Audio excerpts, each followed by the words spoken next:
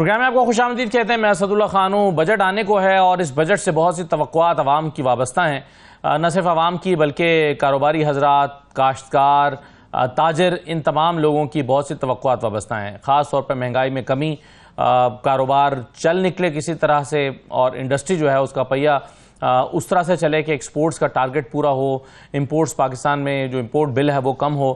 ये सब कैसे मुमकिन है? किसानों की उम्मीदें क्या हैं, कैसे पूरे होने जा रही हैं, पूरी होने जा रही हैं या नहीं होने जा रही हैं? डिमांड्स क्या हैं हुकूमत से, और हुकूमत से क्या इन तमाम जो शोबाजात हैं इनके नुमाइंदों की मुलाकातें हुई हैं, इनको एतमाद में लिया गया है? इन तमाम चीज़ों पर हम प्रोग्राम के शुरू में बात करेंगे। मेरे साथ इस वक्त सैयद महमूद बुखारी साहब मौजूद हैं, चेयरमैन ऑल पाकिस्तान किसान फाउंडेशन। महमूद बुखारी साहब आपको खुशामदीद कहते हैं। तारिक खान जदून साहब हमें ज्वाइन कर रहे हैं, वाइस प्रेसिडेंट FPCCI, कुछ ही दिन में हमें ज्वाइन कर लेंगे। महमूद बुखारी साहब, सबसे पहले तो सर ये बताइए कि किसानों की क्या तवक्कुआत हैं इस बजट से, और पिछले चंद महीनों में जो शिकायत रही हैं उसका इजाला होता हुआ दिखाई दे रहा है? जी, बिस्मिल्लाहिर्रहमानिर्रहीम। अल्लाहुम्मा सल्ली अला मुहम्मद व आले मुहम्मद। शुक्रिया असदुल्ला खान और 92 न्यूज़ का। आपने जो सवाल पूछा है उसके जवाब में तो मैं यही कह सकता हूँ कि ना उम्मीदें पूरी होती नज़र आ रही हैं, ना हमारे ख्वाब पूरे होते हुए नज़र आ रहे हैं, और हर तरफ जो है वो हमें एक मुश्किलात का पहाड़ नज़र आ रहा है। किसानों के साथ असल में ज़राअत जो है वो असदुल्ला हमारी प्रायोरिटी नहीं है। ज़राअत जो है वो इस मुल्क की कहा जाता है, किताबों में पढ़ाया जाता है कि रीढ़ की हड्डी की हैसियत रखती है, मगर बदकिस्मती से जो है वो इसके साथ वो सलूक नहीं रखा जाता कि देखें, जब तक आप पूरी दुनिया का जो है वो जायज़ा लें और देखें, तारीख़ देखें, तो जिस मुल्क के अंदर ग्रीन रेवोल्यूशन आया उसी मुल्क ने तरक्की की। कि आपकी जितनी भी जो इंडस्ट्री है, आपने अभी इंडस्ट्री का भी जिक्र किया, तो वो ज़राअत से वाबस्ता है। ज़राअत के बगैर जो है वो आपकी कोई इंडस्ट्री नहीं चल सकती। मैं आपको बताऊं कि आपकी देखें कॉटन, जो पिछला थोड़ा सा एक जायज़ा मैं पेश कर दूं कि पिछली दफ़ा हुकूमत ने कहा कि कॉटन जो है वो किसान बीजे, और हमने वहाँ सेमिनार किए और किसानों को इस तरफ मुतवज्जे किया, और हुकूमत ने रेट मुकर्रर कर दिया 8,500 रुपये का। और हमारे साथ फिर क्या सलूक हुआ कि जब कपास आ गई, आपको पता है कि आपके मुल्क की ज़रूरत जो है वो 1 करोड़ और कमोपेश 20 लाख बेल्स जो है वो हमारी ज़रूरत है। हम जितनी एक्सपोर्ट जो है वो करते हैं, और उसके बाद ये हुआ कि जब कपास आ गई तो कपास कोई लेने वाला नहीं था। वो 8,500 रुपये वाली कपास जो है वो 6,000 रुपये में किसानों ने दी, अभी तक भी घरों के अंदर पड़ी है। और हुकूमत जो है वो एक हमारा तमाशा देखती रही, एक तमाशाई बन के। फिर आपने देखा कि हुकूमत ने गंदम में जो खिलवाड़ किया, जो गंदम में हमारे साथ जो सलूक किया, वो तो तबाहकुन है। लेकिन मैं आज आपके प्रोग्राम के तवज्जुह से, मैं बुखारी साहब, आपने कपास की बात की है, गंदम पर आने से पहले कपास पे जो कपास का पैदावारी हदफ था वो 8.2 मिलियन बेल्स था, लेकिन इसकी जो पैदावार हुई वो 10.2 मिलियन हुई, यानी 108% इजाफा हुआ। आप कह रहे हैं कोई खरीदने वाला नहीं था, ये ज़रूरत से ज़्यादा इसकी पैदावार हो गई, ये मसला हुआ था या मसला कोई और था? नहीं, मसला ये नहीं था। मसला ये है कि ये कार्टेल बनाते हैं। ये जो लोग हैं ना असदुल्ला, हम कमज़ोर तबका हैं। हम जो है वो कहने को 70% हैं। हम इस मुल्क को अनाज मुहैया करते हैं। आप ये देखें कि उस वक्त भी जो है वो यहाँ अनाज की कमी नहीं हुई जब अमेरिका ने पाबंदियाँ लगाई, 28 मई को लगाई, 9/11 को लगाई। तो कहने का मकसद ये है, आपने पूछा है कि कपास तो जो है वो इस कदर हुई, ज़रूरत से कम हुई। मैं कहता हूँ ये नहीं है कि ज़रूरत से कोई बहुत ज़्यादा हो गई। मैं कहता हूँ कि हुकूमतों का काम ये होता है कि जब आप सपोर्ट प्राइस मुकर्रर करते हैं फिर उसको ऊपर पहरा भी दें, आप उसको जो है वो खरीद करें। मैं एक और बात कर दूं, मुझे इजाजत दीजिए कि आप देखें कि ना हमारे पास बीज अच्छा कॉटन का, हमारी जो है वो जो पैदावार है पर एकड़ यील्ड है वो भी हमारी दुरुस्त नहीं है, उसकी वजूहात हैं, ना हमारे पास जदीद टेक्नोलॉजी है, ना हमारे पास रिसर्च है। आप ये देखें कि इंडिया 80 लाख बेल से शुरू हुआ और उसको इस वक्त 4 करोड़ बेल से ऊपर चला गया इंडिया। और हम जो है वो आप अंदाजा लगाएं कि एक वक्त में 1.5 करोड़ बेल्स तक हम 1 करोड़ 40 लाख तक पहुंचे और हमने रिवर्स गियर लगाया कि हम 50-55 पे आ गए और 80 पे। एक और इन्होंने काम कर दिखाया कि जिस बेल का जो वजन है वो 176 केजी था, उसका करके 155 केजी कर दिया, वेट कम करके उसकी तादाद बढ़ा के ये बताना चाहा कि जी हमारी कॉटन में जो है इजाफा है। जब तक इस तरह की जो ड्रामेबाजियां होती रहेंगी असदुल्ला, तो फिर उस तरह तो जो है वो आदाब पूरे नहीं हो सकते। आप देखें कि एक कॉटन से एक कॉटन से बुखारी साहब बात करते हैं, क्योंकि आपने कहा कि हमारी तरजीह नहीं है कि ज़राअत, अगर ज़राअत हमारी तरजीह नहीं है तो क्या वजह है इसकी? ज़राअत तो बैकबोन है पाकिस्तान की मईशत की, क्यों तरजीह नहीं रही हुकूमत की?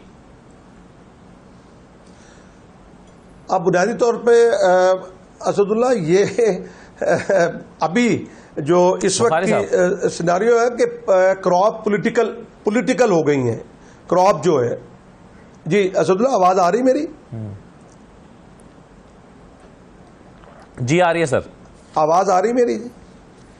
जी, मैं गुजारिश ये कर रहा था कि हमारी ये क्रॉप पॉलिटिकल हो गई हैं। आप ये देखें कि इस वक्त जो एक कॉटन की हम बात कर रहे थे, कॉटन में कितने बड़े शोबे जो हैं वो उनसे रोजगार मिलता है। आप ज़राअत से डायरेक्टली और इनडायरेक्टली कमोपेश 48% जो है वो लोगों को रोजगार मिलता है। मेरी तो समझ नहीं आ रही कि जो है वो हुकूमत पाकिस्तान या जो हुकूमतें हैं वो इस तरफ तवज्जो क्यों नहीं देती। आप देखें कि आपकी ट्रैक्टर इंडस्ट्री ज़राअत पे है, फर्टिलाइजर इंडस्ट्री ज़राअत पे है, पेस्टिसाइड इंडस्ट्री ज़राअत के ऊपर चलती है, आपकी शुगर मिल ज़राअत के ऊपर चलती है, आपकी फ्लोर मिल ज़राअत के ऊपर चलती है, आपकी कॉटन जो इंडस्ट्री, आपकी जीनिंग है, आपकी वेविंग है, आपके जो टेक्सटाइल इंडस्ट्री है वो ज़राअत के ऊपर चलती है। फिर उससे आगे जो काम होता है उसकी स्टिचिंग का काम होता है, उसकी जो है वो सिलाई का काम होता है और उसकी रंगाई का काम होता है, उसकी प्रिंटिंग का काम होता है और कितने और बड़े। और फिर उसमें ऑयल का आप देखें कि जो ऑयल जो है ऑयल मिल्स चलती हैं उससे, इसी कॉटन से बेशुमार शोबे हैं कि आप इस तरफ तवज्जो दें। आपने आपके मुल्क के अंदर जो है एडिबल ऑयल जो है असदुल्ला वो 80 और 85% आप बाहर से लेते हैं। वो अरब हार रुपए का जो है आप बाहर से मंगवाते हैं, लेकिन आप यहाँ पे कोई इस तरह की पॉलिसी नहीं देते, कोई इंसेंटिव नहीं देते किसान को कि वो जो है आईडी क्रॉप बीजे, अब वो राया बीजे, सरसों बीजे, सूरजमुखी बीजे, आपकी जो बाकी जो आईली क्रॉप है वो बीजे, ताकि हम ज़रे मुबादला जो है वो कमा सकें। अभी ये खबर आई है कि जी 5 लाख गांठ जो है वो बाहर से मंगवाने के जो है वो इजाज़त दी जा रही है। मुझे तो उन पॉलिसी साजों से भी ये सवाल करना है कि वो मुल्क के साथ ये क्यों करते आ रहे हैं कि हमारे मुल्क के अंदर जो है ये सोना उगलती जमीन है, यहाँ पे पहाड़ है, यहाँ पे दरिया है, समुद्र है, आप हर चीज मौजूद है, लेकिन आप जो है वो कोई पॉलिसी नहीं देते। आप अगर कोई सपोर्ट प्राइस मुकर्रर करते हैं तो वो सपोर्ट प्राइस जो है वो बिल्कुल पॉलिसी क्यों नहीं है सर? मैं पॉलिसी पे कहाँ है किस शोबे के लिए? मैं यही सवाल मैं जदून साहब के पास ले जाता हूँ। बिल्कुल सही है, मैं सर ये जदून साहब के पास सवाल लेता हूँ। जदून साहब, बुखारी साहब ये कह रहे हैं, महमूद बुखारी साहब ये कह रहे हैं जो कि एग्रीकल्चर को रिप्रेजेंट कर रहे हैं, वो कहते हैं कि जी ज़राअत जो है अब तरजीह नहीं है, तो क्या इंडस्ट्री तरजीह है हुकूमत की? बिस्मिल्लाहिर्रहमानिर्रहीम। असदुल्ला साहब, मैं आपका मशकूर हूँ कि आपने मेरा पॉइंट ऑफ व्यू लिया। देखिए, हम लोग तो ये कहते हैं कि बिजनेस कम्युनिटी के इस मुल्क की ज़राअत बिल्कुल ज़रूरत है, हमारा ज़री मुल्क है, भले हम तो एग्रीकल्चर में हम बेस कर रहे हैं, मगर उसके साथ साथ इंडस्ट्रियलाइजेशन नहीं होगी तो ये जॉब्स कहाँ से क्रिएट होंगी और लोगों को रोजगार कहाँ से मिलेगा और हमारा मुल्क कैसे तरक्की करेगा? हम तो कहते हैं कि जो पिछली गवर्नमेंट ने इमरान खान के दौर में जो इन्होंने पैकेज दिया था प्रॉपर्टी के सेक्टर में जी, तो वहां पे वो उसको देने के बजाय अगर वही इंडस्ट्री के सेक्टर में अगर वो देते पैकेज, तो आज हमारा ये जो मसाइल बने हुए, हम $1 अरब के लिए बाहर भाग रहे हैं, तो बिजनेस कम्युनिटी के पास ऐसी सहूलतें हैं कि वो कर सकते हैं, मगर हमारे यहाँ पे सबसे बड़ी जो अनफॉर्चुनेटली हमारे साथ जो मसाइल है, देखिए हमारे मुल्क में बिजली नहीं मिल रही इंडस्ट्री को, गैस नहीं मिल रही। हम कहते हैं जी कि हमने ट्रेड डेफिसिट कम करना है, एक्सपोर्ट को बढ़ाना है और इंपोर्ट को कम करना है। तो जब आप लोगों को सहूलत नहीं देंगे तो वो कैसे बढ़ेंगी चीजें? सही है। तो लेकिन सर इसमें आप जानते हैं कि हुकूमत तो शायद कुछ करना भी चाहती हो, लेकिन जो IMF है उसकी कुछ कंडीशनैलिटीज भी हैं, उसमें बंधी हुई है हुकूमत। देखिए सर, हमारी मजबूरी है कि इस वक्त हम IMF के प्रोग्राम में हैं, अगर इसके साथ साथ हमें ऐसी पॉलिसीज देनी है कि हमें छोटे ताजरों को तहफ़्फ़ुज़ देना है, उनको महफूज करना है। और हमें देखें, बिजली हमारी हमारे प्रेसिडेंट साहब बार बार हर चैनल पे ऊपर जाके हर मीटिंग में हमारे जो गवर्नमेंट ऑफिशियल्स आते हैं, मिनिस्टर्स आते हैं, हम कहते हैं जी 22 सेंट के ऊपर हमें बिजली मिल रही है टेक्सटाइल के लिए, इंडस्ट्री के लिए, दुनिया में कहीं 7-8 सेंट से ऊपर नहीं है।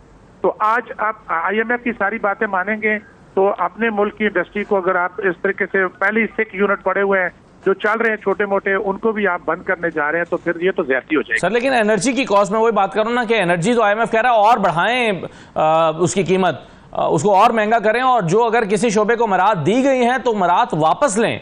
तो ऐसे में फिर आपकी कॉस्ट ऑफ डूइंग बिजनेस कैसे नीचे आएगी?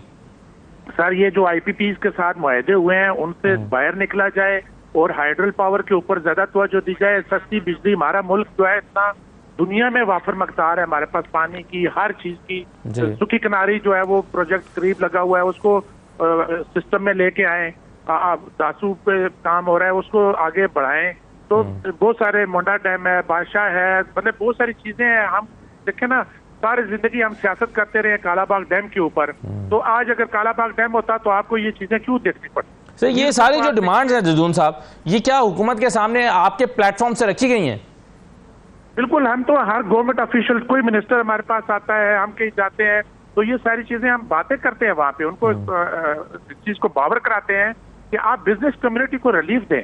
और बिजनेस देखे ना, हमारे जो इस वक्त इंडस्ट्री है वो इस वक्त बिल्कुल डगमगा रही है जी। तो हमें ज्यादा से ज्यादा हमें इंडस्ट्री को पैकेज दें और सहूलतें दें। हमने देखिए ये जो लोग कहते हैं जी हम इतने लाख घर देंगे, इतने करोड़ नौकरियां देंगे, वो कहाँ से आएंगे? गवर्नमेंट पास तो कोई वसाइल नहीं है।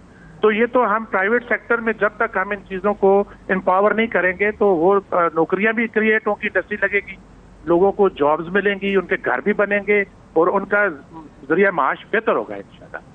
सही है। अच्छा एक चीज़ और मुझे बता दें, फिर मैं बुखारी साहब के पास जाता हूँ। जदून साहब, ये जो हम IMF की शराइत का मैंने पहले भी जिक्र किया, अगर फ़र्ज़ कीजिए उनको इम्प्लीमेंट किया जाता है तो आप इंडस्ट्री का मंजरनामा क्या देख रहे हैं? और एक्सपोर्ट्स जिसका टारगेट जो है वो हम पिछले कुछ सालों में हमने उसको बढ़ा नहीं सके हैं, बल्कि कुछ नीचे ही आया है, तो इसको हम कैसे रिवाइव कर सकते हैं या एक्सपोर्ट्स कैसे बढ़ा सकेंगे? सर इस वक्त देखें, मैं अगर लोकल मार्केट में देखा जाए ना तो इस गवर्नमेंट के आने से कुछ जो है वो रुपए की कदर भी बेहतर हुई है और मार्केट में कुछ प्राइसेस नीचे आई हैं, लोगों को थोड़ी स्टेबिलिटी मिल रही है। मगर हम ये चाहते हैं कि मेरी तो ये ख्वाहिश होगी कि अल्लाह करे ये IMF का आखिरी प्रोग्राम पाकिस्तान के लिए हो। हमें अपने वसाइल खुद पैदा करने पड़ेंगे, हमें अपने पाँव पे खुद खड़ा होना पड़ेगा और अपनी इंडस्ट्री को बूस्ट करना पड़ेगा। हमारी इंडस्ट्री मजबूत होगी तो सर हम IMF से भी निकलेंगे, और हम अगर यही शायद मानते रहे तो फिर तो ये बाकी जो यूनिट्स हैं जो रह गए हैं वो भी बंद हो जाएंगे। सही है। लोग पहले यहाँ से बाहर शिफ्ट हो गए हैं, पैसा लेके बाहर जा रहे हैं और यहाँ पे ब्यूरोक्रेसी हमें इन चीजों से निकलने ही नहीं दे रही। सही है। बुखारी साहब, आप क्या तजावीज़ देते हैं एग्रीकल्चर के लिए हुकूमत को जो काबिल अमल है? यानी एक तो है कि आपकी विश लिस्ट है जो कि बहुत ज़रूरी होगी, उसमें कोई दो राय नहीं है, लेकिन जो हुकूमत के लिए काबिल अमल तजावीज़ हैं वो क्या हो सकती हैं फौरी तौर पर? जी असदुल्ला, सबसे पहले तो मैं जदून साहब की बात की तायद करता हूँ। मैं कहता हूँ कि बिल्कुल इंडस्ट्री, ज़राअत और इंडस्ट्री जो है लाज़िम व मलज़ूम है, तो उसको चलिए, मुझे बुखारी साहब की आवाज़ नहीं आ रही। बहरहाल बहुत शुक्रिया बुखारी साहब आपका, तारिक जदून साहब आपका भी शुक्रिया। हम एक छोटा सा ब्रेक ले रहे हैं, ब्रेक के बाद वापस आते हैं तो अशफाक तोला साहब हमारे साथ मौजूद होंगे, उनसे ज़रा बात करेंगे कि वो कैसे देख रहे हैं टैक्स रिफॉर्म्स को, FBR को, पिछली हुकूमत में मिनिस्टर भी रहे हैं, इन तमाम चीज़ों में बात करेंगे। हमारे साथ रहिए।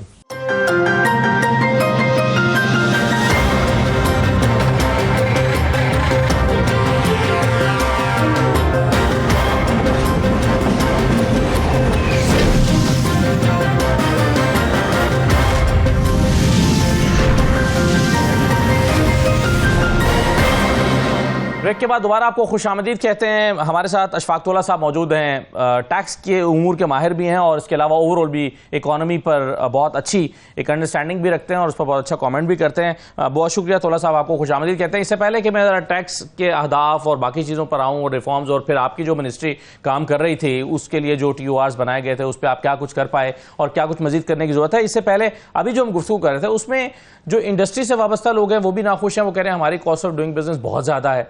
वो कह रहे हैं कि जी हमें स्पेशली जो एनर्जी कॉस्ट है वो बहुत ज़्यादा है, और किसान कह रहे हैं कि जी तरजीह नहीं है हुकूमत की एग्रीकल्चर और वो तो लुट गए। तो आप कैसे इन दोनों के जो ग्रीवेंसेज हैं उनको कैसे देखते हैं? देखिए, इनके बिस्मिल्लाहिर्रहमानिर्रहीम, इनके ग्रीवेंस तो बिल्कुल ठीक है क्योंकि इंडस्ट्री की कॉस्ट ऑफ डूइंग बिजनेस वाकई बढ़ रही है। और आपके जो इंडस्ट्री जो फंसती है वो कौमी कुछ डिपार्टमेंट है, कुछ सूबाई डिपार्टमेंट है, तो इनके लिए कंप्लायंस करना डे बाय डे डिफ़िकल्ट होता जा रहा है और कॉस्टलियर होना है। तो उस हालत में मैं इनकी बात से एग्री करता हूँ कि मसाइल बहुत ज़्यादा हैं, वसाइल कम है इनके पास। किसानों का जहाँ तक ताल्लुक़ है, हमारे किसान भाइयों ने माशाल्लाह इस साल थोड़ा सा ये वीट में एक थोड़ा सा प्रॉब्लम हुआ है इनका जी। अदरवाइज अगर आप देखेंगे तो आप अगर आज GDP की जो रिवाइवल है जी, तो 6.5 की ग्रोथ है आपकी एग्रीकल्चर सेक्टर पे, जो हम प्रोजेक्ट कर रहे हैं 2.3 पे, तो उसका बेनिफिशियरी किसान ही होगा ना। यानी कि at the end of the day हो सकता है आरती बीच में खा गए हो।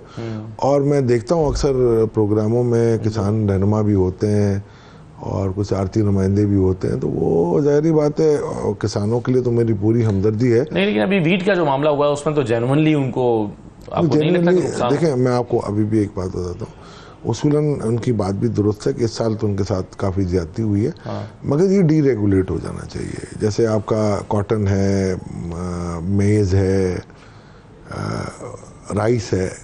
अब ये जो अगर आप पॉलिटिकल अगर इकोनॉमी को देखने जाएंगे ना तो ना आप इनको ग्रो करने देंगे ना आप।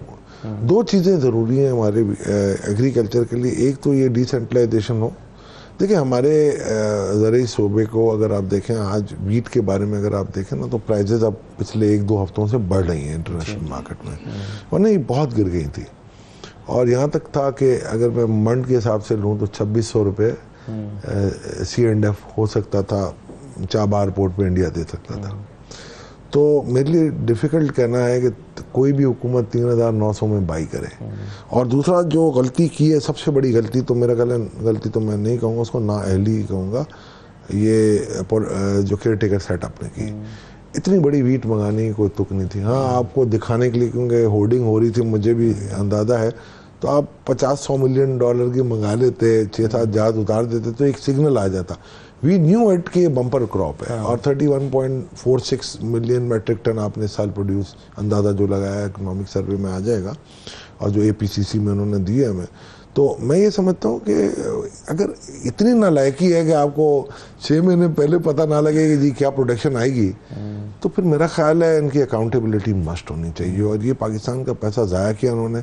अच्छा खासा करंट अकाउंट सरप्लस में हम आ जाते, और उनकी नाअहली की वजह से मेरी तो समझ से बाहर है कि ऐसे नाअहलों को बिठाया क्यों जाता है कि जब आपको कुछ पता ही नहीं है और आप बैठ के ऐसे फैसले कर दें। और दूसरी तरफ आप खींच रहे हैं, डॉलर को आपने टाइट रखा हुआ है, 45 रुपये ऊपर रखा हुआ है। तो ऐसे लोगों को मेरा ख्याल है इनको हमेशा के लिए ब्लैक लिस्ट कर देना चाहिए। सही है, बिल्कुल सही है। अच्छा सर, ये बताइए कि एक बनाया गया था reforms and resource mobilisation commission, जिसको आप हेड कर रहे थे और आपकी पूरी टीम थी। इसके TORs भी हम देख रहे थे अभी सारे।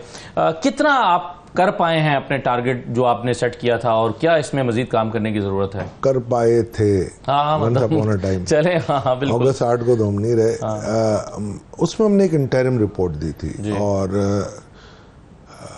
जब आप रिफॉर्म्स करते हैं ना असदुल्ला, तो मेरा तो अब ज़ाहिर बात एक तजर्बा है इस पे। 4 चीज़ों की अशद ज़रूरत होती है आपको देखने की। एक तो ये होता है नए रेवेन्यू मेजर्स क्या होंगे विदाउट इम्पेक्टिंग द पुअर, यानी कि मिडिल क्लास और लोअर मिडिल क्लास को आप इफेक्ट ना करें। जिन क्लासेस से टैक्स नहीं लिया जाता उनसे आप टैक्स लें। तो हमने ऐसे 21 मेजर्स दिए कि जहाँ पर डायरेक्ट टैक्स थे, जिसमें 1 रुपया भी गरीबों से नहीं ले रहे थे, और उन सेक्टर से ले रहे थे, दुकानदारों से, रियल एस्टेट से, जो रियल एस्टेट के इन्वेस्टर हैं उनसे, जो कंपनियां डिविडेंड नहीं देती हैं उनसे, जिन्होंने एक्सचेंज गेन फिनोमिनल बनाया था उनसे, जो अनऑर्गेनाइज सेक्टर के लोग हैं उनसे। ये वो हमारे जो हमने एक कैनवस बनाया था उसको उसमें हमने रखा था। 21 तरजीहात हमने उसमें दी थी। 14 हमने दी थी ब्रॉडनिंग द टैक्स बेस की जी। कि हम इस दायरे को कैसे वसी करें, क्योंकि हमारे यहाँ सिर्फ 3.5% लोग 90% आपका डायरेक्ट टैक्स देते हैं। 76 लाख लोग रिटर्न फाइल करते हैं, 2 साल पहले की फिगर थे। 76 लाख लोग रिटर्न फाइल एनटीएन होल्डर है, 36 लाख फाइल करते हैं, 14 लाख रिटर्न फाइल करते हैं। सिर्फ 3.5% या 3% ऐसे हैं जो कि 90% टैक्स देते हैं। इंडिया में यही तनासुब 22% का था। अगर हम आधा फीसद बढ़ा दें असदुल्ला, तो ये आपका हो जाता है 400 बिलियन, यानी अगर 3.5 से मैं 4 करूं तो 400 बिलियन से टैक्स में इजाफा हो जाएगा। आपका डायरेक्ट टैक्स की बात कर रहा हूँ। तो ये हमने प्रपोज किए थे 14 के ब्रॉडनिंग द टैक्स बेस कैसे होनी चाहिए। फिर हमने, बिकॉज कि आप भी कहते हैं, हम सब कहते हैं कि हैरेसमेंट बहुत होती है बिहार की तरफ से, तो 32 ऐसे मेजर हमने दिए थे कि हैरेसमेंट ना हो, सिंप्लीफिकेशन ऑफ लॉ हो जाए जी। Last but not the least हमने कहा IT लेवल को आप ठीक करें, ऑथराइजेशन जो FBR की जो अथॉरिटीज़ हैं उसको किस तरीके से आप रैशनलाइज करें। मैं ये वर्ड यूज़ नहीं करूँगा कैसे इसको क्लिप करें, नहीं, रैशनलाइज कैसे करें कि उनका काम भी चलता रहे और लोगों को भी आसानी मिले और अनवारंटेड किसी को हैरेसमेंट ना हो। तो ये कोई 83 के करीब हमने दिए थे। वो इंटरिम रिपोर्ट थी। बाय द टाइम बिकॉज 3 महीने में ये रिपोर्टें नहीं बनती हैं। मिनिमम आपका जो टेन्योर सबसे मिनिमम था वो 1.5 साल का था, जो 2016 वाला कमीशन था, इसका मैं भी मेंबर था। तो हमने रिक्वेस्ट की थी आके केयर टेकर सेटअप में भी कि आप हमें 2 हफ्ते दे दें, हमारी रिपोर्ट फाइनल हो जाएगी, हम कर देंगे। बट उन्होंने अपनी कोई एक टीम बना दी और अच्छे लोग थे, मैं ये उनके कोई उसकी कैरेक्टर की बात नहीं कर रहा, बट टैक्स की नॉलेज वो नहीं थी जो रिक्वायर्ड होती है। तो उन्होंने कोई रिपोर्ट नहीं बनाई, उन्होंने एक प्रेजेंटेशन बना दी। वो पहली दफ़ा मैंने ये सुना है कभी कि प्रेजेंटेशन अप्रूव करी थी एक कैबिनेट। अच्छा, तो मैं इसलिए वर्ड नाहल का यूज़ करता हूँ, सॉरी टू से, कि ये क्या आपकी इतनी क्या जल्दी थी आपको कि आप एक प्रेजेंटेशन को अप्रूव कर रहे थे, और उस प्रेजेंटेशन को अप्रूव करके आपने इतने बड़े स्ट्रक्चर को टोटल आपने रिस्क पे लगा दिया, और आज देखें ना वो कुछ हो सका, ना आपने कोई काम किया, आपने 8-9 महीने पाकिस्तान के ज़ाया करते। उसी वक्त आप हमें कह देते वो टीम पूरी बरकरार थी, हम आपको रिपोर्ट बना के ओहदे आनी जानी चीज़ें ओहदे नहीं चाहिए था। ये था कि मुल्क के लिए कोई काम हो जाए। इंटरनल रिपोर्ट भी आज आप अगर मिनोअन अगर आप इसको आप कर लें, अडॉप्ट कर लें, तो मैं आपको यकीन के साथ कह सकता हूँ 100% नहीं 70 से 80% आपके मामला ठीक हो जाए। तो साहब ये बताइए कि जो IMF आपसे डिमांड्स कर रहा है, अब वैसे तो खैर हम हर साल अपना जो टैक्स कलेक्शन का हदफ है वो बढ़ाते ही हैं, और अक्सर तो अपनी जो बेस है उसको ब्रॉडन किए बगैर ही बढ़ा देते हैं। तो अभी ये 13 ट्रिलियन का जो हम हदफ रखने जा रहे हैं 12.9 का, आपके ख्याल में अचीवेबल है या सिर्फ IMF की कदगन की वजह से रख रहे हैं? अच्छा, 9.145 मैंने अपने स्टेटमेंट में कहा था 9,200 काफ़ी था। और अगर हमारी रिपोर्ट मान लेते उस वक्त तो ये 12,000 हो जाता। 2.5 ट्रिलियन का मैंने दिए नए टैक्सेस। तो अगर आप मेरी बात मान लेते तो 12 पिछले साल, ये नहीं इस साल करंट ही हो जाता। अच्छा। चलो पॉलिटिकल ईयर, बजट ईयर छोड़ दें आप सब। अब तो चांस है ना आपके पास, अब उस रिपोर्ट को ही लेके चले ना आप। देखिए IMF ये नहीं कहता मुझे कि अशफाक को टैक्स लगाओ और असदुल्ला को ना लगाओ या वाइस वर्सा। वो ये कहता आप मुझे बताओ कि व्हाट इज योर प्लान। तो give a plan, plan is there, all you need is to focus on that. और फोकस कौन करेगा? अल्हम्दुलिल्लाह जिसको टैक्स की नॉलेज होगी। जो एक होती है टैक्स और एक होती है टैक्सेशन जी। टैक्स तो किसी को भी आप कहेंगे वो लगा के दे देगा आपको। टैक्सेशन एक पूरी फिलॉसफी है। उस फिलॉसफी को देखते हुए अगर आप लगाएंगे टैक्स, आपको कलेक्शन, मैं यही बात, ताजिर दोस्त स्कीम आपसे नहीं हो रही ना भाई। 40 लाख अगर हैं तो 40,000 भी नहीं है तो 1% भी नहीं हुआ ना आपको। तो 18,000 आए या 20,000 आए तो आधा % हुआ। तो इतनी बड़ी स्कीम या इतनी बड़ी एडवर्टीजमेंट आप असली कर रहे थे। हमने इनसे एग्री करा लिया था कि 1% ऑन योर टर्नओवर आप हमें टैक्स देंगे, जो कि 250 बिलियन मिल रहा था हमें। आप वही कर लें यार, और 40 से हो सकता है 45 लाख आ जाए, क्योंकि आपने उनसे वसूल नहीं करना था। जहाँ से वो परचेजिंग कर रहे हैं, चाहे इम्पोर्टर से कर रहे हैं, मैन्युफैक्चरर से कर रहे हैं, वो 1% काट के आपको दे देता उनके CNIC के साथ। अगर हमने इनसे ये एग्री किया था कि 3 करोड़ रुपए अगर आप तक का आपका टर्नओवर है तो आपका फुल एंड फाइनल हो जाएगा, और 3 करोड़ से ऊपर है तो ये मिनिमम है, अपना रिटर्न फाइल करें। उन्होंने कहा आसान रिटर्न दे दे, हमने आसान रिटर्न दे दिया, जो उनसे एग्री हो गया। अब उसी को आप इम्प्लीमेंट करते हैं भाई। क्या ज़रूरत है कि आप एक नया रोज़ एक डब्बे से एक नया हल निकाल के ले आए और वो पता चला कि जी हॉक्स हो। जी सही है। तो सर ये जो मैंने अब किया आपसे सवाल कि अब हम हमारे यहाँ ये कैपेसिटी है आवाम में इतने टैक्सेस लगाए जा सकते हैं, क्योंकि इन्फ्लेशन जो है वो ऑलरेडी वो आवाम के लिए बहुत परेशानी का बात है। आज मैं आपको बताता हूँ, ये IMF की सेकंड रिव्यू की रिपोर्ट है हमारी, इस पे काफ़ी अभी प्रेजेंटेशन बन भी रही है इकोनॉमिक सर्वे के साथ, वो हम भी रिलीज करेंगे। ठीक, वो टेनेबल ही नहीं है। देखें, और मैं कह चुका हूँ रिकॉर्ड पे कि इस मुल्क में सियासी एजेंडे पे कोई इनकलाब नहीं आएगा, ना इदारा कोई इनकलाब ला सकेगा। अगर इनकलाब आया अवामी तो महंगाई के खिलाफ आएगा, और इसका बेनिफिशरी कोई भी हो सकता है। तो ये आप लिख लें मुझे। देखें, आज IMF मुझे कहता है आज मेरा डॉलर 235 रुपए का है, हम किसकी खुशनुदी के लिए 280 रुपए का रख रहे हैं? अच्छा, 235 का है जी, मेरी वैल्यूएशन है। गोल्डमैन सैक कहता है 224, ऑप्टिमस कहता है 243, मैं गलत हूं, चलो घर की मुर्गी दाल बराबर। गोल्डमैन सैक तो अपनी रेपुटेशन स्टेक पे नहीं लगाएगा ना ऑप्टिमस लगाएगा। हमने भी प्रोफेशनली काम किया, and this is proven fact कि जी हमने सबसे पहले दिया 235, बाद में गोल्डमैन सैक आया और उसके बाद ऑप्टिमस आया। तो दिस प्रूव्स कि ये एक रेंज बाउंड हो गया 224 से 243। अच्छा, हो गया ना सर। तो अगर 235 का मैं मीन ले लूँ और 280 का आपका चल रहा है, तो इसका मतलब 45 रुपए का फर्क है। 45 रुपए का मतलब इस पूरे आपके जो एक्सचेंज रेट है, इसमें 9% अफराते दर इन्फ्लेशन इसमें एम्बेड है, पिना है इसके अंदर। क्यों हो रही है? इससे कौन बेनिफिट कर रहा है और क्यों कर रहा है, कैसे कर रहा है? मुझे पहले एक आ गया कि जी हमें एक्सपोर्टर्स को नीचे नहीं जाने दे रहे, तो उनको मैंने उसका भी सोल्यूशन दे दिया। अच्छा, मैंने आप अगर चाहिए एक्सपोर्टर की बात करें तो चले, मैं बात करता हूँ एक्सपोर्टर से कि जी $100 की अगर वो एक्सपोर्ट करते तो उनकी अपनी इंपोर्ट ऑन एन एवरेज किसी की 0 होगी, किसी की 90 होगी। ऑन एन एवरेज जो फिगर्स आती हैं 70% आपकी होती है इंपोर्ट। $100 के डॉलर पे $100 के एक्सपोर्ट पे $70 की उन्हीं की इंपोर्ट होती है। डाई करते हैं, बटन करते हैं, जिप करते हैं, ये सारी इंपोर्ट करते हैं। कहीं कहीं आपका यान भी इंपोर्ट होता है, कहीं कहीं फैब्रिक भी इंपोर्ट होता है। तो और ये तो सिर्फ टेक्सटाइल की बात कर रहा हूँ, लेदर में केमिकल्स भी होते हैं, बहुत सारी चीज़ें। 30% रह गए। 30% में से मैंने कहा 5% तो चलो मरे से मरे प्रॉफिट कमा रहे हो, तो अब रह गए 25% आपको। 25% में इलेक्ट्रिसिटी है। जब जाहिर बात है फ्यूल डाउन आएगा तो आपकी इलेक्ट्रिसिटी भी कहीं ना कहीं रिवार्ड, और अगर नहीं होती चले तो अगर $30 बिलियन का मेरा है तो मुझे 13.5 रुपए इनको देने इंसेंटिव कैश पाकिस्तानी रुपीज। 9% का मतलब है मैं 4,000 अरब का डेट सर्विसिंग ज़्यादा दे रहा हूँ। और सामने मुझे अगर मैं इनको बहुत ज़्यादा दे दूँ, बहुत 15 रुपये भी दे दूँ, तो $450 बिलियन देना है। तो 90% तो बचाने दो ना भाई मुझे। अगर आपको फर्ज करें किसी की खुशनुदी भी रखनी है, सेक्टर को भी चलाना है, तो मईशत ऐसे नहीं चलती है।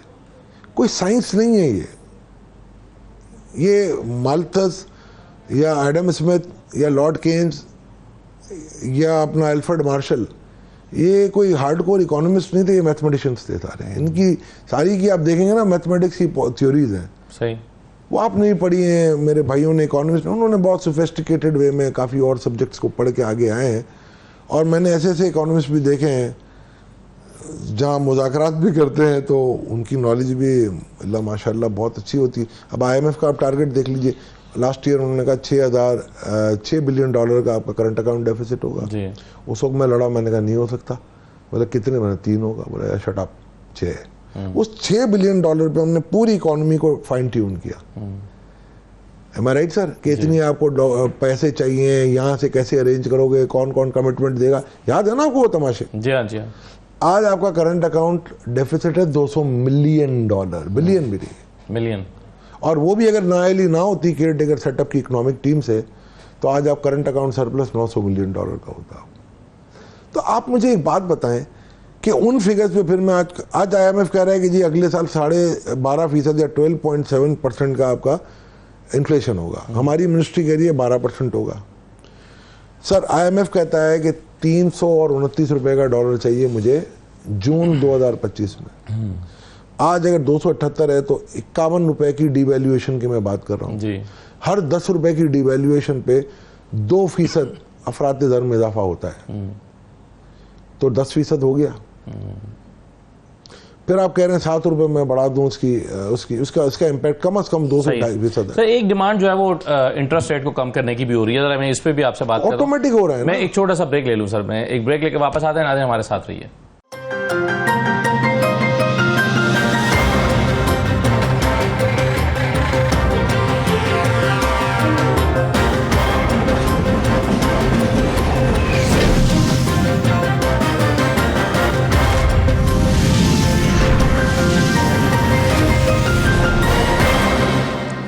दोबारा आपको खुशामदीद कहते हैं। अशफाक तोला साहब हमारे साथ मौजूद हैं। तोला साहब, आप कह रहे थे कि एक्सचेंज रेट जो है ये हमने इसको, हालांकि आईएमएफ की जो डिमांड हमेशा रही है वो कहते हैं कि इसको फ्री फ्लोट करने दें, तो हम क्या आईएमएफ को धोखा दे रहे हैं या आईएमएफ भी इस बात में खुश है कि जी ठीक है आप इसको ओवर वैल्यू रखें? सर मैं आपको वही तो कह रहा हूँ ना, आपको सेल साइड में जब असद उमर साहब थे तो उन्होंने तारिक बाजवा, असद उमर और अपना यूनुस दागा साहब होते थे, वो टीम थी इकोनॉमिक। उन्होंने कहा कि यार अब हमें इतना डिवैल्यू ना करने दें, हमें एक फ्लोट देते हैं $2 बिलियन का, हम क्वार्टर पे इसको जीरो कर देंगे। तो no way, you can't sell dollars.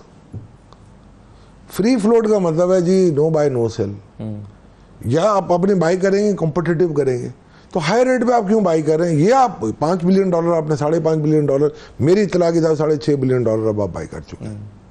आपकी इकॉनमी रिजिलियंट है, डोमेस्टिक इकॉनमी चल सकती है। आप एक्सचेंज रेगुलेशन लाएं, आप एग्रीकल्चर पे फोकस करें। आज जो आपको बचाया है ना इस मईशत को, वो आपकी एग्रीकल्चर ने बचाया है, उसको फोकस करें। उसको डैमेज कंट्रोल कैसे करेंगे?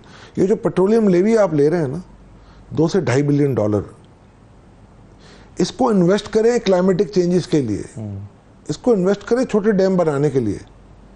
ये पीएसडीबी का पार्ट बना देंगे। जितना मैं पेट्रोलियम लेवी लूंगा, ये सिर्फ और सिर्फ मैं क्लाइमेटिक चेंज और वाटर रिजर्वायर्स के लिए बनाऊंगा।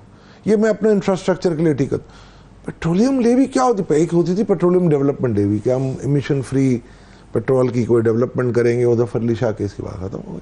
जब खत्म हो गई, अब आप पेट्रोलियम लेवी ले रहे हैं ना, अब आप तो अपनी गवर्नमेंट की कॉस्ट की सब्सिडाइज कर रहे हैं। इसको एयर मार्क करें ना आप, जिस चीज के लिए आप कलेक्ट कर रहे हैं। तो अब आप आईएमएफ के कहने पे बाई कर रहे हैं। भाई आज आप 1% के लिए, मैंने देखा उस दिन के सारे 9 ब्रोकरेज 10 ब्रोकरेज हाउस, कोई कह रहा है 1% कम होगा, कोई कह रहा है 1.5% कम होगा, कोई कहता नहीं होगा इंटरेस्ट रेट। 10 तारीख को आपकी पॉलिसी बोर्ड की मीटिंग है आपकी। मुझे एक बात बताएं, उसमें 9% इन्फ्लेशन छुपा हुआ है। 9% की बात करने की बजाय हम मिन्नतें तरले कर रहे हैं कि 1% आप कम कर दो, और उस पर भी वो नहीं मान रहे। वो कह रहे हैं जी आपका इन्फ्लेशन अभी भी एवरेज 24.8 है या 5 है, और आपका 22 है, तो still you are in a negative zone. Bangladesh आज नेगेटिव इंटरेस्ट पे ऑपरेट कर रहा है, उसको तो कोई कुछ नहीं बोल रहा। सिर्फ बात करने की यह है कि आपको एक नेगोशिएशन करना पड़ेगा। ये ऐसे नहीं चलेगा कि आप उनकी हर बात मान लो और आप बोलो जी मैं अंगूठा लगा देता हूँ। नहीं, आपको नेगोशिएट करें आपकी। और ये आप कहाँ गुंजाइश है नेगोशिएट करने की और कहाँ नहीं है? हर चीज में है, हर चीज। आप मुझे बताएं इंटरेस्ट रेट में क्यों नहीं है, आप करेंसी पैरिटी में क्यों नहीं है? अगर मुझे आपसे लोन लेना है और अगर आप मुझे कह दो कि जी ट्रेड खोल दो, तो मेरे पास $20 बिलियन नहीं है साल के।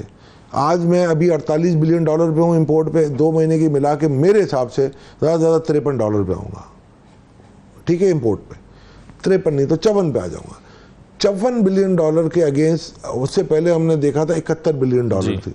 तो आप मुझे बताओ $18 बिलियन में अगर मैंने इम्पोर्ट खोल दी तो मैं क्या करूँगा? उस ग्रोथ का मेरी कोई इंक्लूसिव ग्रोथ नहीं है। अगर इम्पोर्ट पे मैं ग्रोथ करता हूँ, हमने देखा है कि हम धड़म तख्ता होता है हमारा, नोज डाइव मारते हैं। इम्पोर्ट ग्रोथ आपने की, अगले साल आप बिल्कुल नेगेटिव में आ जाते हैं। तो ऐसी ग्रोथ का कोई फायदा नहीं है। आपको एक्सचेंज रेगुलेशन लाने पड़ेंगे, आपको अपने इंटरेस्ट रेट को कम करना पड़ेगा, आपको करेंसी पैरिटी कम करनी पड़ेगी। आपकी जो इकोनॉमी है बहुत बड़ी ग्रे इकोनॉमी है। उस ग्रे इकोनॉमी को चलाने के लिए आपको इंटरेस्ट रेट कम करने पड़ेंगे, आपको एक्सचेंज पैरिटी मैनेज करनी पड़ेगी। और आपको एक्सचेंज रेगुलेशन को टाइट रखना पड़ेगा। आपकी ग्रोथ मॉडेस्ट होगी, आप 4 से 5% पे अगर आप आ जाए ना तो आप अपनी कंट्री की एम्प्लॉयमेंट रिक्वायरमेंट पूरी कर सकते हैं 15 लाख की, जो न्यू एम्प्लॉयमेंट आपको चाहिए। आपका ब्रेन ड्रेन हो रहा है, आपके इदारे काम नहीं कर रहे, आपके इदारे अपने अपने एक जो है ना सिल्क वॉर्म बन गए, they want to die in their shelf. कोई इदारे को हम जाके लिखते हैं कि भाई ये गलत हो रहा है, आप इसको यूं नहीं यूं करो, तो अब वो अपनी एक जो ना 1.5 इंच की मस्जिद बना के ना वो फैसले कर लेता है कि ये नहीं हो सकता। एक छोटी सी मिसाल दूं, ये हमारा डिग्री का मसला हो गया यूएई का। हमने HEC को लिखा कि भाई आप बाहर की यूनिवर्सिटियों को उसी पे अप्रूव करते हो, हमें नहीं कर रहे हो। तो उनका जवाब था हमारी कमेटी इस बात पे एग्री नहीं कर रही। कोई फर्क नहीं था। Now you have to apply again. But what I am saying कि इस मुल्क को तरक्की करनी है ना तो you have to come beyond out of box. Sir ये सर एक बहुत बड़ा मसला है, वो हमारा एनर्जी सेक्टर है। बहुत सारे लोग एक सख्त जुमला कह रहे हैं आजकल, वो कह रहे हैं कि पाकिस्तान और पाकिस्तान का एनर्जी सेक्टर ये साथ साथ नहीं चल सकता जिस अंदाज में ये काम कर रहा है। IPPs के साथ जो मुआहदे हैं उसको रीनिगोशिएट किया जा सकता है? किया था ना, आपके जो प्रीवियस एनर्जी मिनिस्टर थे मोहम्मद अली ने 2019 में एक कमीशन बना था, कमेटी बनी थी, उन्होंने किए। उनको डॉलर फ्रीज भी किए। वो कहते कि by large they were the sovereign commitments. आप मुझे एक बात बताएं, आज अगर आप बैंक में कोई डिपॉजिट रखवाते हैं तो आपको ये पता है ना कि उसने 21% देना है, तो आपने रखवाया। मैं एक मिसाल दे रहा हूँ जी हाँ। अगर आपको ये पता चलेगा वो कहे कि 21 आप रखवा दो, अगर इंशाल्लाह प्रॉफिट होगा तो माशाल्लाह मैं आपको दे दूंगा, तो आप रखवाओगे। तो कोई भी फॉरेन इन्वेस्टर पाकिस्तान में कैसे आएगा? देखिए आपका कंट्री रिस्क प्रीमियम जो है ना 18.88% है, और अगर मैं 4% लाइबोर पे भी अगर मैं लोन ले लूं तो कितने हुए? 23% हो गए। 2% जेब में रखेगा कि नहीं? तो मुझे एक बात बताएं, 25 से कम में कौन आएगा आपके पास डॉलर? आपको जिंदा करने में एग्रीकल्चर काम आएगा, कॉर्पोरेट मैकेनाइज फार्मिंग आएगी, और एक्सपोर्ट बेस्ड। उनको मैंने पहले भी सजेशन दी थी, दोबारा देता हूँ आपके प्रोग्राम के तवज्जो से, कि जो SIFC काम करिए, brilliant work they are doing. ज़्यादा फोकस करें एग्रीकल्चर पे, और सबसे ज़्यादा फोकस करें एग्रीकल्चर रीट पे, क्योंकि कोई इतना बड़ा 9.1 मिलियन हेक्टर वो कल्टीवेशन करे, इतनी किसी की कैपेसिटी नहीं है। कोई भी कंट्री इतना बड़ा रिस्क नहीं लेगा, या 4 कंट्री मिलके भी नहीं लेंगे। आपको अगर करना है लोकलाइज भी होगा, ये आप रीट कर दें। आप 5-5 हज़ार एकड़ के फार्म बनाएं, प्रोफेशनल मैनेजमेंट लाएं और रीट मॉडल पे लेके चलें, उस पर कंसेशन दें। ये आपकी एक्सपोर्ट भी बढ़ाएगा, आपकी फूड सिक्योरिटी भी देगा।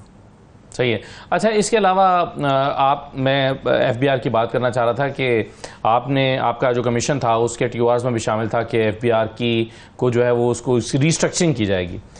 FBR की रीस्ट्रक्चरिंग जो है वो उसमें क्या ऐसा मसला है कि वो नहीं हो पाती, और हमेशा ही एक ऐसा मौजू रहता है जिस पर हम बात बहुत करते हैं लेकिन वो हो नहीं पा रहा?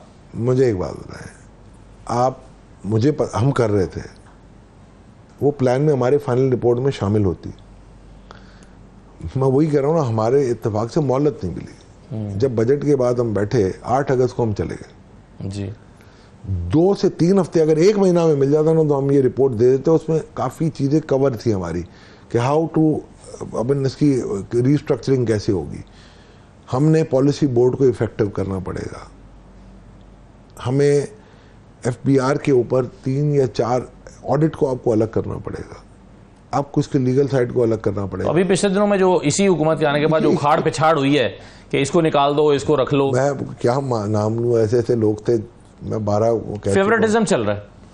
फेवरेटिज्म देखिए, मैं ये भी अच्छे अफसर हैं आपके, टिवाना साहब भी, मैं मेरे दोस्तों में से यार मुकर्रम जा है। सबसे बड़ा तो मुझे मजा आया कि वो बेचारा 6 साल से 7 साल से एक बंदा FBR में ही नहीं, अहमद मुत्तबा मेमन। अरे हो गया यार, ये कहाँ से आए भाई? ऐसे ऐसे लोग मैं देख रहा था। हैदर अली दारे, जो Farooq Azam Memon, one of the dead honest guy, उसको उठा के आपने एप्टा भेज दिया। वो 58% ग्रोथ पे काम कर रहा था हैदराबाद में, उठा के भेज दिया आपने। अभी आपने एक सुना होगा वाकया कि अखबार में आया कि जी के टीटियाँ खुली थी स्पीड मनी के डिस्ट्रीब्यूशन पे। तो उसको तो आप जुडिशियल इंक्वायरी करवाएं या किसी FIA से इंक्वायरी करवाएं। और आई नो फॉर श्योर कि FBR में बहुत बड़ा करप्शन है, और ये मैं निशानदियाँ कर चुका हूँ, मैं तो नाम भी ले चुका हूँ उन लोगों। और अब ये चेयरमैन साहब के ऊपर है कि वो कितना इस पे एक्शन लेते हैं। छोटे छोटे केसेस पे तो या तो मीडिया में रिपोर्ट हो जाती है तो एक्शन हो जाता है। अब यहाँ तो इतना बड़ा केस हुआ है ये कि LTO लाहौर और RTO लाहौर के अंदर झगड़े हुए हैं, फिस्ट फाइट हुई है, कोई कह रहा है टीटियाँ निकली हैं और अफसरों के नाम आ रहे हैं और बाकायदा कहा जा रहा है कि जी ऊपर से लेके नीचे तक वो स्पीड मनी बटी। तो ये चीज़ों को तदारुक करने के लिए आपको ऑप्टिमाइजेशन करनी है, आपको डिजिटाइजेशन। वो डिजिटाइजेशन ये जो हमारी जो लोग अब उसकी जो ब्लूप्रिंट बना रहे हैं, अल्लाह करे अच्छी कामयाब हो जाए, मेरी दुआ है। बट हमने इनको बहुत सिंपल तरीके से बताया था ये, और ये हो जाती है। अल्लाह करे जो काम अधूरे रह गए हैं वो मुकम्मल करने का मौका भी मिले, या जो टीम काम कर रही है कम से कम करे। बहुत शुक्रिया अशफाक साहब प्रोग्राम में शिरकत करने के लिए। इजाज़त दीजिए नाज़रीन, अल्लाह हाफ़िज़।